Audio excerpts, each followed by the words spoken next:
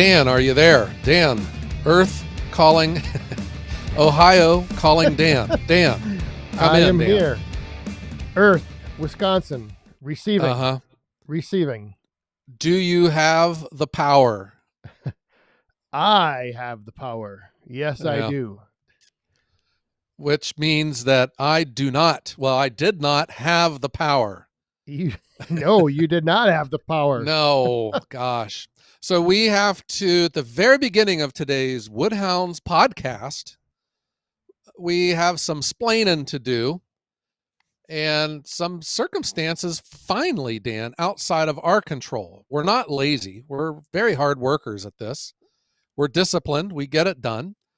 You've had some new responsibilities added to your professional employment, and that's kind of made our ability to get together a little difficult at times. But we went ahead and scheduled a dual session recording back-to-back podcast episodes, but something did not cooperate. Dan, do you mind sharing with our listeners what that was? We do our best, as always. Every week we do our best to get together, and yes, our schedules kind of do. Sometimes they don't align, but we were sitting down and we were in the midst of a We were very in the middle of it. Deep conversation that was just, it was possibly going to be a podcast of the year. I thought it was going to be one of our best episodes ever. Yes, it was going along. I was just sitting here on the edge of my seat, glued, just waiting, what back and forth we were having. Yeah. And then suddenly everything went dead. You were gone. Yeah. Nothing was coming through. I didn't know what had happened. Yeah, it's called Ohio. Ohio is an Indian word which means power outage. So in the middle of our podcast, my power goes out. And it stayed out. And so Dan and I were texting back and forth. And I said, when the power comes back on, I'll let you know. We'll get this done. And I waited, and I waited, and I waited a little bit more. Yeah. Nothing. Well, yeah.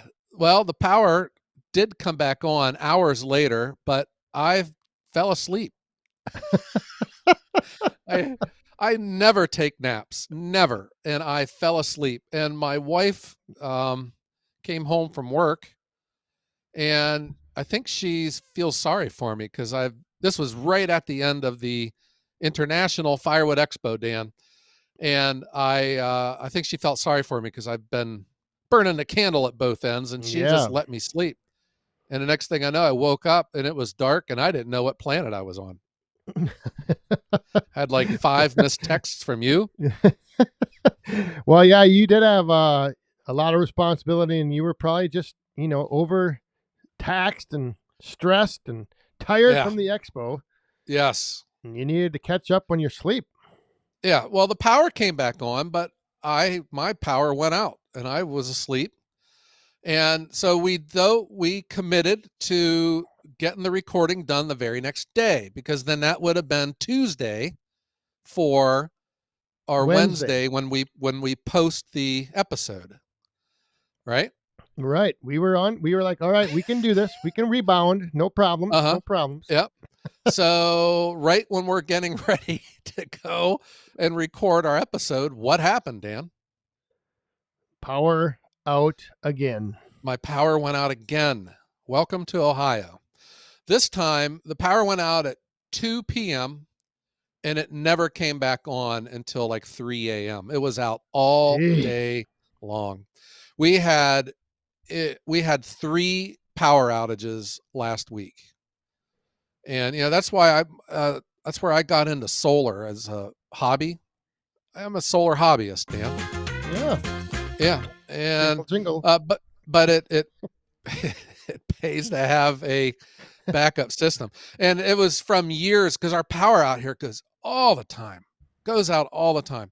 And we got a generator, but man, after a while those generators are a pain. You get tired of listening to them and turning them on and turning them off and getting the refrigerator going and letting it sit and then turn it. Gosh, but solar is so nice, quiet, not a noise, and it's just there, and you could use it anytime that you want. And our power's out all day long. But despite, I could still turn my solar system on and power the house, which we did, but there's no internet, nothing. You need to get that router hooked up to that battery bank. Yeah, I don't know. We had storms come through, but we did not get the winds here. There was power out all over Northeast Ohio, and I don't know. Just our power went out, and it went out a third time. Jeez. So then, Yeah. did they ever give like an explanation why or what was going on? Just No, never did. And I follow on Facebook because people get onto the local township Facebook page and they yes, yep. air their grievances. But after a while, I just got tired of it. Who cares? Well, at least that Yeah. might give you an insight as to what happened. I remember one time our power went out and there was no reason for it, and I did the same thing. I went on the town Facebook page, and there was here a car had run off the road and taken out a power line or power line pole. Yeah. So I'm like, all right, well, that's the reason why. At least now I know. And then they did give an estimate of, I think, 3 hours for it to be out, in which they, 3 hours later it was back on, but not like your case where it came back on, but then went off again and out again. Jeez. Yeah. Yeah. Our power it's just the way it is here in Ohio. Our power goes out all the time, but there's no need to fear. Because if you look at the salaries that our CEOs of these power companies make, at least they're in good shape, Dan. We don't have to worry about them missing a house payment. They're not gonna. Their power is probably on. Yeah. That was one thing I learned growing up, is that polluters don't pollute their own neighborhoods. Yeah. No. Yeah. So welcome to Ohio. And that's just the way it is out through here. I don't know. I live in the middle of a cornfield. And I mean, there's still a lot of trees out here, but it's mostly farmlands. But once the wind blows, power goes out. And it's tough to record an episode off grid. Yeah. That's the only downside. And I was in the middle of a spellbinding story. I was telling the story. Oh, I know. It was. I was telling the story of when I drove around for an entire weekend with a dead cat in my trunk. And I was waiting for the wrap up of it to figure out if the cat was dead when it went in or just dead when you finally found it. Yeah, it was dead. It's not even Schrodinger's cat where it's both dead and alive. It was dead when it went into my trunk, but it stayed in there for the weekend. I forgot all about it. Yeah, but fortunately, before it started smelling, I was able to get it and bury the poor thing. Yeah, it was a weird weekend. It was our cat we had forever. It was when we were first married. It was like our first pet. So he had been a part of the family for a long time. And that's just one of those things, Dan. I raised 2 daughters, and we teach our daughters that there's no limits in life. Don't let society tell you what you got to do and what you can't do because you're a female. No limits in life. Do what you want. It's no one else's business, But one of the cruel realities about being the man of the house is that we're in charge of putting the cats down when they get old, burying the cats out in the backyard. And I would just prefer not to even have to do that because I get attached to these things, but that was my job, Yep. And I had one job and I screwed it up. But it was when my mom was in for an operation. It was all day. It was a major surgery. And we knew she was going to be in there forever. And our cat was in bad shape. And I took the cat to the vet to have it put down.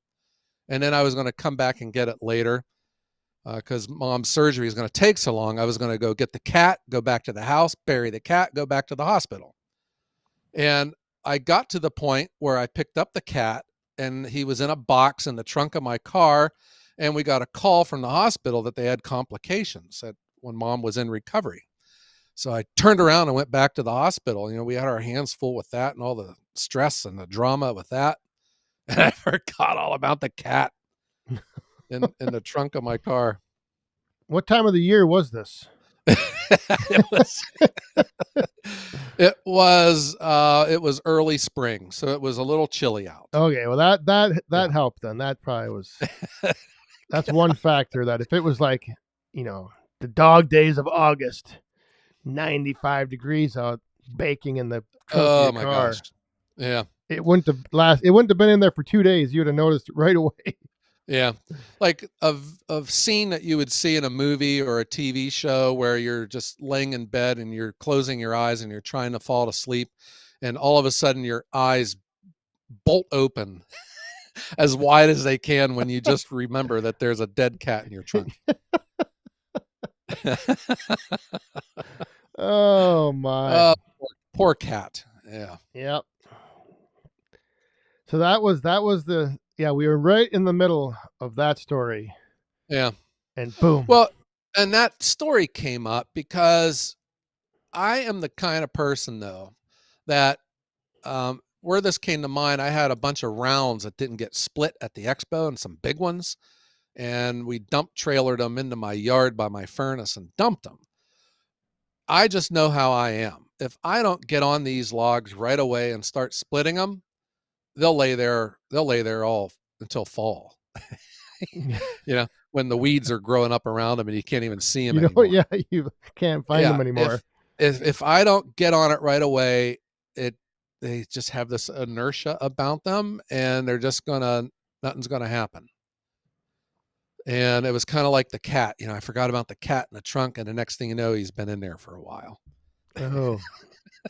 Yeah, I'm sort of the same way. If something needs to get done and I put it off for a day, it's probably going to end up being put off for a week.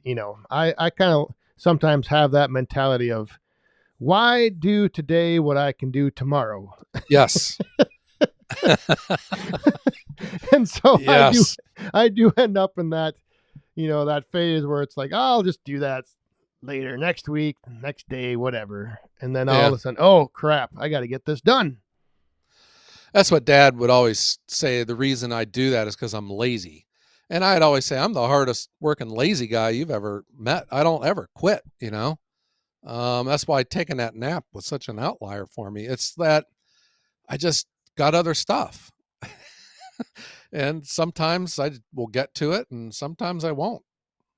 It's the ongoing challenge of always prioritizing the to-do list, the Yeah. revolving to-do list. Yeah. Yeah. I was, but I got to get these logs split up and get all that stacked.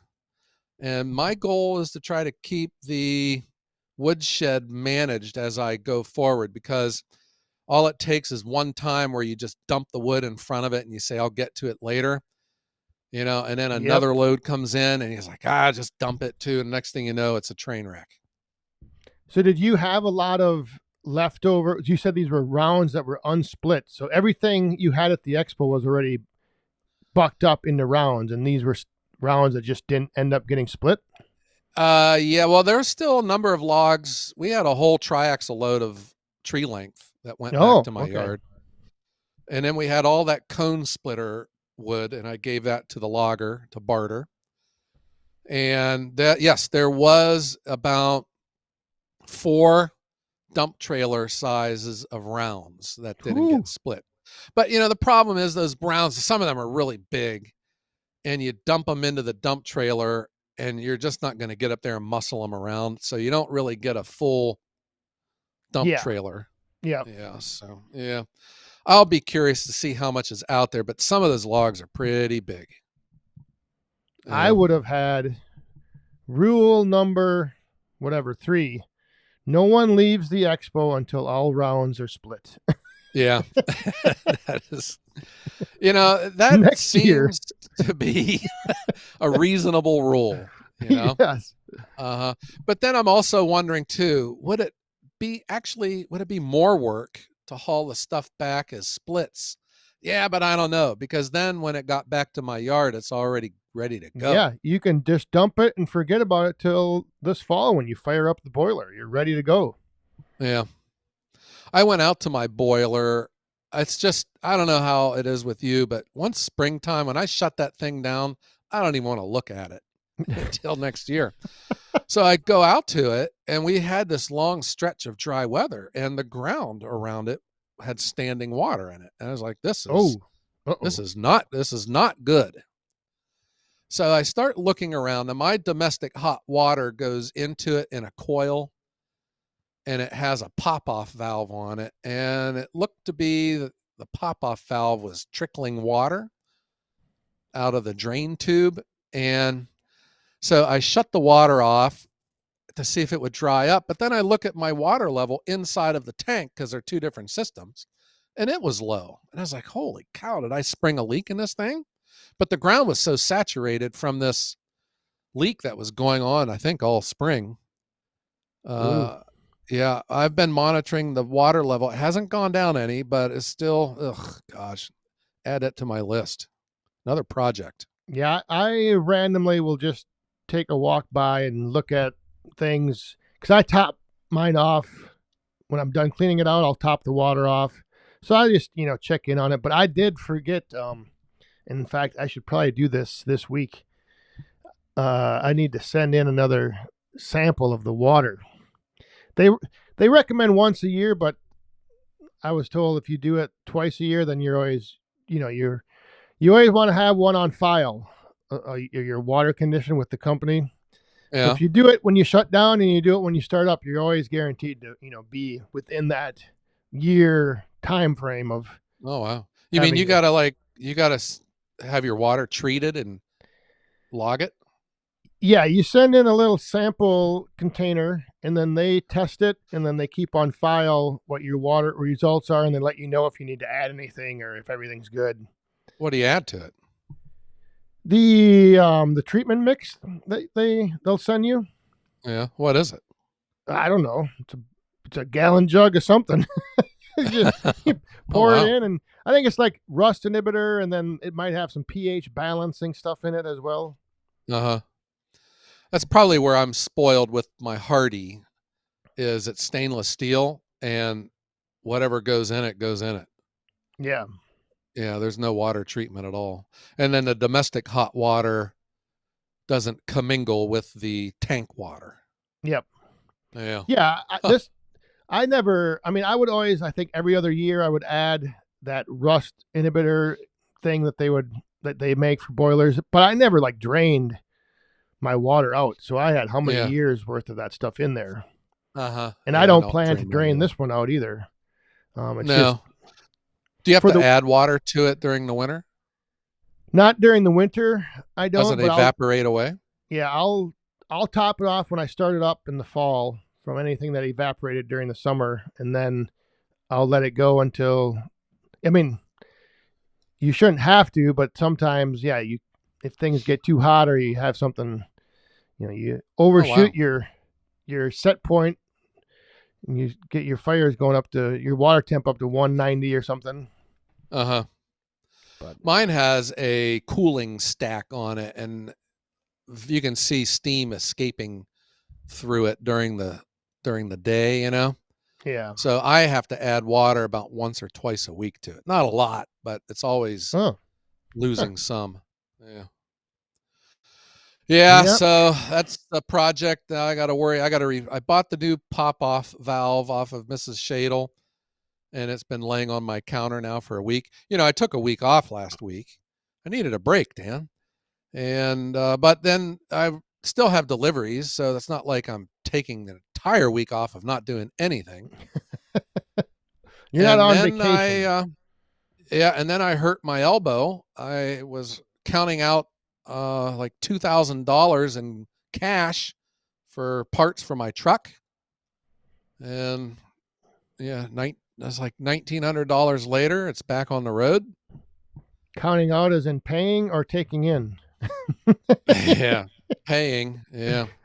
Well, in fairness, though, Dan, I drive a very rare and exotic vehicle. And, Oh, when you have such a rare and exotic truck like that, parts are really expensive. So this is the truck. It's an F-150. Have you ever heard of it? It's A Ford F-150? yeah, it's Oh very boy. rare. It, people would say that it's the most popular vehicle in the world, but evidently it's not, because that was a $900 brake job for front rotors, front and rear rotors, front calipers, and brake pads for the front and rear. Jeez. $900. Wow. Well, that Yeah. yeah, that vehicle actually is sitting in my driveway as well. So I guess I should Yeah. consider myself lucky. I've got a rare truck out there. Of course, I am joking. I'm just Yeah. wondering, why is the most popular vehicle in the world's brake parts this expensive? What the heck? Someone's getting rich in this world right now, and it's not the owners of F-150s. Not if they need a brake job done, I guess. No Gosh, and kidding. I did it myself. Imagine if I paid someone to do it. Whew. Gosh, yeah, terrible. And I got the parts at AutoZone, and they had the special with, if you buy the 2 rotors, you get the brake pads for free, which I did. So I still, the brake pads were $70, for the front and 70 for the rear. I saved Jeez. $140. It would have been over $1,000 to put brakes on your truck. Good Yeah. heavens! Yeah. And then I had to get tires. And I you, put you, that off for too long too. you kind of do need those brakes too, I Yeah, suppose, if you're hauling wood around. yeah, I agree with you. And the tires, I've got those. I just, gosh, $950 for the tires. I got the Jeez. 10 ply, the load range E, but now they rate tires even differently again. So I don't even know what they're called now. I've got to get new tires at the end of the summer. I'm Yeah. not looking forward to it. Especially now What that I'm other, hearing about the price. yeah. What projects do you have going on? Oh boy, what don't I have going on? I've got all kinds of stuff. Not my latest thing is not, well, it's sort of firewood related because I'm using firewood, and I'm going to try using some firewood to heat my pool. Oh, wow. Yeah. And And going against that's with your outdoor boiler? no. See, I don't really want to use, even though everyone's telling me to just use my boiler. Yeah, you got to smell smoke all the time. I don't want to commit to having to keep that thing fired up. I'd rather just, if we're out there on the weekends, sitting around, relaxing, having a fire in the fire pit anyway, why not just use that same fire to then heat the pool up a little bit? Yeah. So Are you inventing some kind of a contraption? I am not inventing it. I've seen it done on many YouTube videos. Yeah. It's a little DIY-ish, but yeah, I bought a 60-foot roll of copper half-inch tubing, Oh, wow. $270. And then some fittings and some different things, and I tested out the proof of concept. I have it down. My only issue was my gallons per hour coming out of my pump was a little too high, so I got to change that. Huh. It was Interesting. flowing through too fast to pick up the heat. Yeah. All right. And you saw that on YouTube? Yes. Yeah. Yeah, don't watch those YouTube videos. Those guys are all phonies. That's right. Where everyone has a solution for something, Yeah. but you just don't know if it's going to work. Yeah. All right. Well, keep us posted. That sounds kind of exciting. Yeah, it's been fun, you know. And it I did try it out. It did work. It's just I got to make some adjustments. Uh-huh. Okay. What That's about down interesting to there hear. in the OWB woodyard? Uh, I my supply is, I'm not in panic mode, but it's really, really low. I didn't have any logs to keep my supply, because I make it during the spring. But now I had a large influx after the expo, but I didn't get a lot of wood from the expo. So my my I don't know what that word is, my carrying number or my floor, the number of cords that I'd never want to drop below. I may have dropped below it. And we've had some nice weather, but I took this week off. The bird nest inside my machine, she flew away. That's good. I had to do some repairs on the Yappa too, so I did run it today and it seemed to go okay. So I just got to get busy making wood, getting it stacked, getting it to dry. That's the name of the game. Yeah. The ongoing challenge, getting ahead and staying ahead. Mm-hmm. Never My ends. one guy that makes wood for me, he's Amish. He was at the expo. And I was introducing him to some cool log splitters that I would love for him to buy. I was just gonna say, were you Yeah. showing him around what he should buy and then be able to make wood Yes. more efficiently for you? And then I can borrow his machine. Yeah. And the other guy that makes wood for me was in a bad accident, a car wreck. He's Uh-oh. okay now, but he's got a lot of stitches. And I was up at his place there, that he's walking around terrible. I was like, hey, what the heck happened to you? Jeez. Yeah. Yeah. So Oh, well. I need him to get healthy. You need him to get busy and you need to get busy. Yeah. That's what I'm I hearing. need to because I have a feeling these logs are going to go quick. So I'll be needing more logs too. Yep. Yeah. Always a challenge. That stress that I was feeling for getting logs at the expo, that's just carryover from just the general lack of logs that I've had since last fall. Yeah. Jeez. Yeah, it's hard to escape that reality. Well, we did have or I had a this past weekend I was talking with my cousin Slick Willie, and he had a request for the podcast to try to make it near as close to a half hour long as possible, because on his morning drive, when he listens to it, he's got a half hour drive. So we're almost there, Slick Willie. We almost got you through your whole drive. Or Willie can drive a little slower. I mean, serious. You'll save more gas. You mean faster, because then it would take him less time to get to his destination. So if we had a 20-minute episode, he could hit, Yeah. Well, I was thinking our recording time would go over, so he can just drive slower. And oh yeah, no, time. Yeah, we're good. We're good. All right. All right. Well, Dan, I'm going to go out and check my trunk again just to make sure everything's. There's nothing in it that you needed to dispose of. No mysterious box in there. Yeah. Yeah. Well, Dan, okay. So we got through this episode and the power's still on. Yeah, so that's a positive improvement. Yeah, we made her through. Well, we haven't yet. We need to do one more thing. What's that? Well, you know what it is.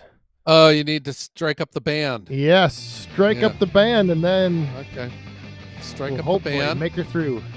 Yeah. So let's thank everyone out there for tuning in to today's episode of the Woodhounds and being patient with us as we sort through these ubiquitous power outages.